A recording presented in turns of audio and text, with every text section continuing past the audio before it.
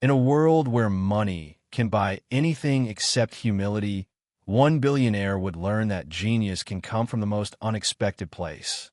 Cut to a black luxury sedan stopping in front of a mansion. A tall Asian man in his mid-50s steps out, sharp suit, expression deadly serious. This is Liang Shun, the richest tech investor in Asia. Today he's furious. Scene 1. Billionaire's frustration. Inside a high-tech boardroom, 50 top scientists, linguists, historians, and developers sit nervously with laptops and documents. Liang Shun slams a tablet onto the table. Liang Shun, angry, controlled. You are the top specialists on Earth, and after 6 months, not one of you can decode this manuscript.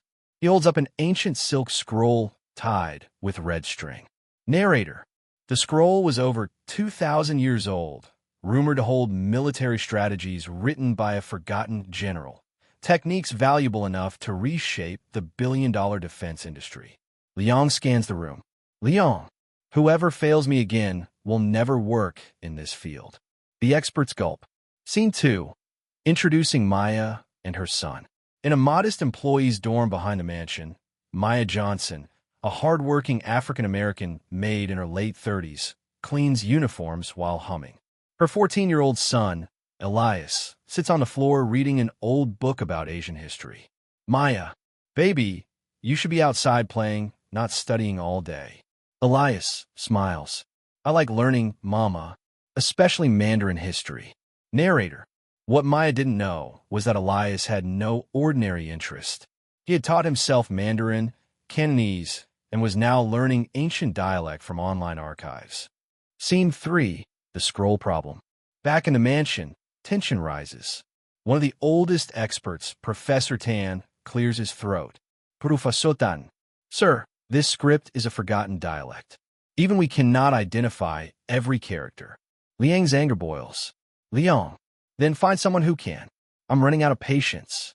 A loud crash echoes as Liang slams his chair back and storms out. Scene 4. Fateful encounter. Liang marches through the hallway, straight toward Maya, who is cleaning the marble floor. She quickly steps aside, but beside her is Elias, crouched down, reading the book. Liang stops. Liang, you're the maid's boy, right? Elias, nervous. Yes, sir. Liang, noticing the book. You can read that. Elias.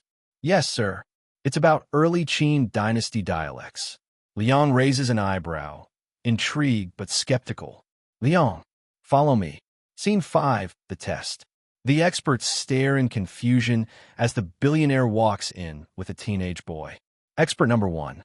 Sir, who is this? Liang, your replacement, if he can read what you can't. He hands Elias the 2,000-year-old scroll. Everyone watches him like he's an alien. Elias studies the script, eyes narrowing. Then, to everyone's shock, he begins reading fluently in ancient Mandarin.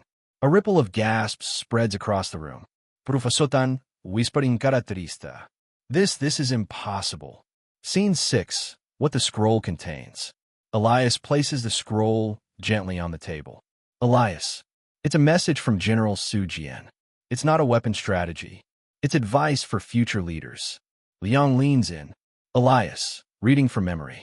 Strength without wisdom destroys nations. Power without humility destroys the soul.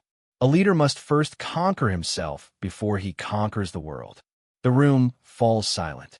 Liang, for the first time, lowers his gaze, almost ashamed. Scene 7. Truth revealed. Expert number 2, stammering.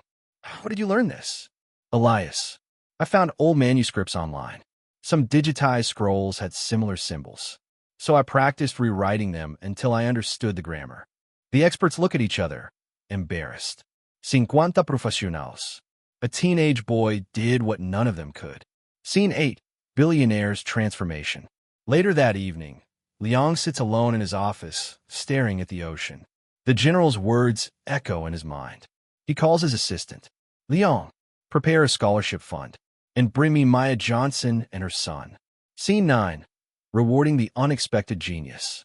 Maya walks in nervously with Elias. Maya, sir, if he did something wrong. Liang, softly interrupting. No, Your son did something extraordinary. He places a folder on the table. Inside is a full scholarship from middle school to PhD, anywhere in the world. Maya covers her mouth in disbelief. Liang, kneeling to Elias's eye level. Elias, you reminded me that wisdom doesn't come from titles. It comes from passion. He hands Elias a golden badge. Liang, I want you to join my research institute as our youngest junior analyst. Elias's eyes widen with joy. Scene 10, the news breaks. A week later, the headline flashes across global media. 14-year-old maid's son decodes ancient Mandarin text experts couldn't. Talk shows discuss it. Documentaries feature it. Universities invite Elias to speak. But the boy stays humble. Scene 11, full circle. 1 year later, Elias stands on a stage receiving an award for linguistic excellence. Liang watches proudly from the audience. Narrator. Sometimes, the greatest brilliance shines in the most unexpected places. And sometimes, all it takes is a chance. Elias smiles at his mother, who wipes her tears quietly. Closing message. Narrator. Never judge people by their job, their income, their race, or their background. Genius is everywhere, but opportunity is not. And when a leader chooses humility over ego, miracles happen.